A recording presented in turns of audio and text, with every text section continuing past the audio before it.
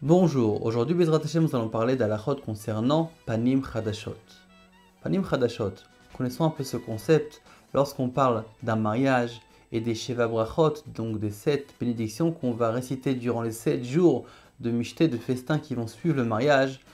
Pour pouvoir les réciter, on a besoin d'un Panim Chadashot, c'est-à-dire d'une nouvelle face, ou au pluriel de nouvelles faces. La question c'est quels sont les critères pour être appelé Panim Chadashot et pour permettre au couple de réciter les Sheva Brachot. Mais dans ce petit cours, nous allons essayer de définir le Panim Chadashot.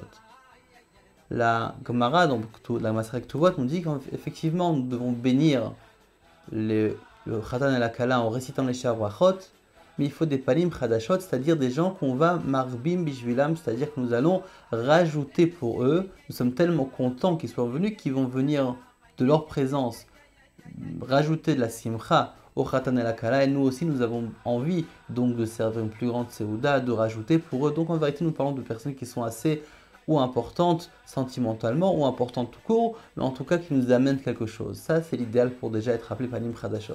Maintenant lorsqu'on parle de Panim Chadashot, c'est-à-dire une personne nouvelle. Une personne nouvelle, comme on l'a dit, en la voyant, ça va rajouter dans la simcha. La question qui se pose, c'est qu'est-ce qu'on fait lorsque nous avons une demi-Panim Chadashot, par exemple, qu'il a été présent durant le moment de la choupa, on a récité les brachot la première fois, et pas au moment de la Seouda. Est-ce que c'est appelé Panim Chadashot ou bien le contraire? Qu'il était là au moment de la Seouda, qu'il a mangé, qu'il a dansé avec tout le monde, mais qu'il n'était pas présent au moment où on a récité les Sheva Brachot durant la choupa. À ce moment-là, il faut savoir qu'on a une marloquette.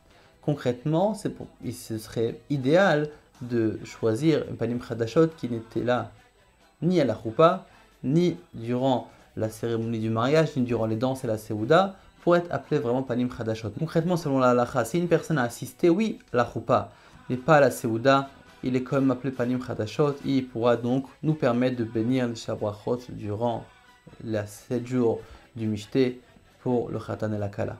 À présent, nous allons citer brièvement quel est le Panim Chadashot idéal, c'est-à-dire le Panim Chadashot d'après tous les avis.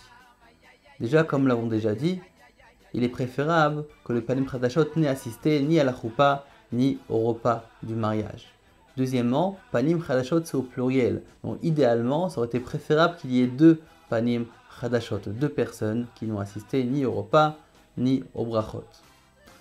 Troisièmement, il est préférable que le Panim Chadashot aussi mange avec tout le monde durant les Sheva Brachot, mange, déguste, donc fasse partie intégralement du repas.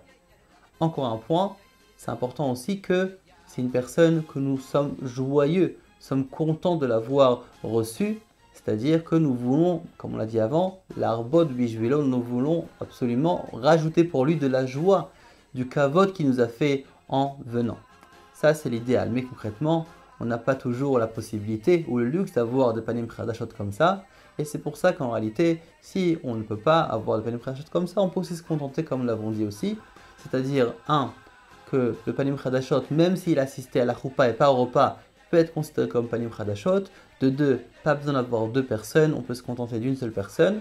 Troisièmement, s'il ne veut pas manger, il peut aussi être appelé Panim Chadashot même s'il ne goûte pas. Il est préférable qu'il goûte quelque chose, même s'il ne fait pas un moti, et même s'il ne goûte rien, il sera aussi appelé Panim Chadashot.